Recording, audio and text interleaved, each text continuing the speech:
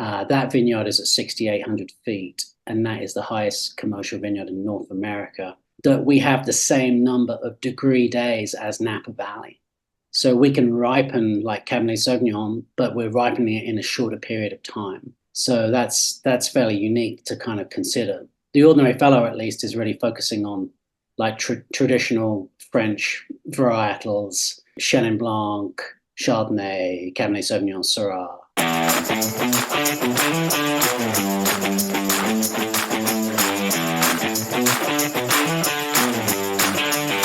Today we're here with Ben Parsons, winemaker behind The Ordinary Fellow in Palisade, Colorado. Ben, thank you for joining us today.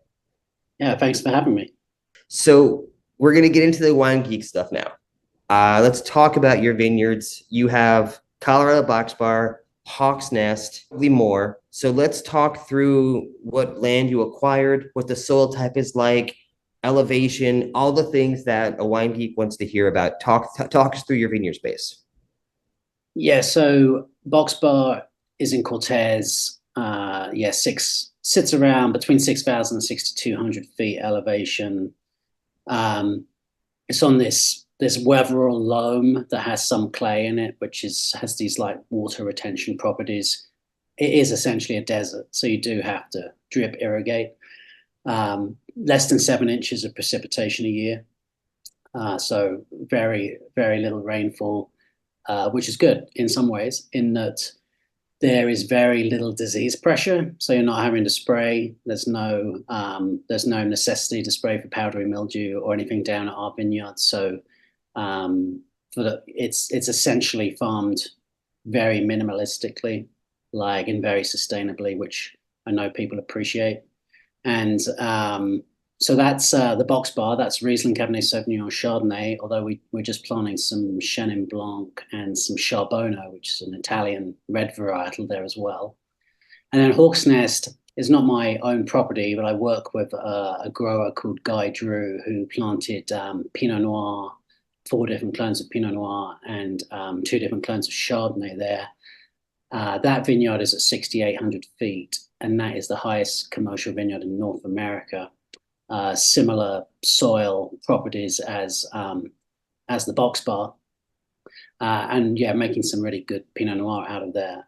And I think what's interesting about Colorado is, we have a very short growing season, like 155 to 165 days. Napa has 240 days. That's frost-free days. So the thing is that we have such high sunlight exposure because of the elevation and the ultraviolet light, that we have the same number of degree days as Napa Valley. So we can ripen like Cabernet Sauvignon, but we're ripening it in a shorter period of time.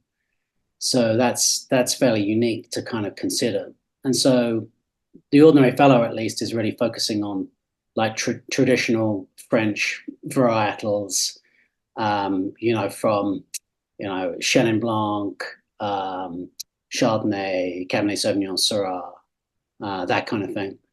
And then, interestingly, most recently, we took over a vineyard in Utah. So I'm actually farming a vineyard in Utah, about an hour and a half's drive from Moab, called Montezuma Canyon Ranch. And that's this ancient sandstone with a little bit of clay in there, that was planted in 2007, 12 acres of Chenin Blanc, Merlot, Riesling, and Chardonnay.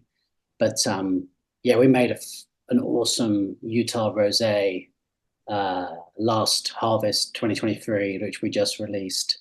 And you don't see that many wines from Utah, so that's kind of why I'm kind of excited about it, just because, I think there's only 6 wineries in Utah, and I'm not sure that many of them get their fruit from Utah. So. You mentioned a moment ago, and I hope I heard you correctly, that you have one of the highest peaks in the country for wine. Did I hear that correctly? Highest commercial vineyard in North America. What are the pros and cons, the benefits and the disadvantages to high elevation? Yeah, that's a good question. So if you think about spending any time up a mountain, it can be really warm, but as soon as the sun goes down, it gets very cold. And so having high elevation vineyards, even though you might be in quite a hot growing region, as soon as the sun goes down, the temperature does drop, and so you have a large diurnal temperature shift. So in Cortez, during the growing season, or during ripening at least, say late September, mid-September, late September, we could be like 85 to 90 in the day, but 45 to 50 at night, which is a really big temperature swing.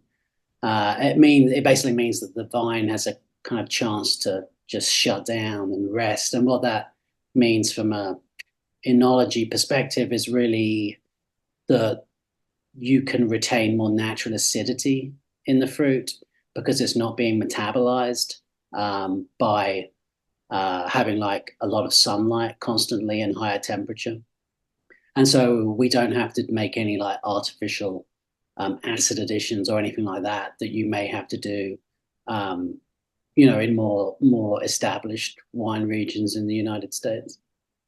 So yeah, our wines kind of all have really great balance to them, I would say, and really good acidity. And none of them are like overdone. They're not like big, jammy, overly alcoholic. They're all well balanced between acid, tannin, alcohol, and I would say sugar, but they're all bone dry. There is no fermentable sugar in any of them. So there's non-fermentable sugar, which kind of leads to like palate weight and mouthfeel, but they're not sweet per se. Even my Riesling is bone dry. When I have an opportunity to speak with an Oregon winemaker, we often talk about, because of their region, how difficult it is to grow, weather problems, all kinds of problems. In Colorado, do you feel like you are also in a region that's more problematic? And if so, yes, more or less? Definitely. Okay. Can you share a lesson, something you've been through recently that was really unique and odd, and the lesson you learned from it? Well, the whole industry, because of the shortness of the growing season, it's always kind of on a knife edge, because you can have late spring frosts that can come through at bud break and just wipe you out. But you can also have like these freak, like early winter freezes in October where there's still fruit hanging, or maybe it's just come off and it goes from 70 degrees in the day to 8 degrees. And the sap's still flowing in the vines, and then all of the vines, the trunks, the cordons split. And that's what happened in Palisade maybe 3 or 4 years ago now. And then like in Cortez, where the box bar is, last year we had like a hailstorm come through just after bud break. So our Chardonnay was out. That kind of got wiped out. And then the secondary buds pushed, and we went from a crop of 36 tons to 10 tons overnight. So yeah, that's just agriculture anywhere, unfortunately. That's just one of the risks, which is unfortunate.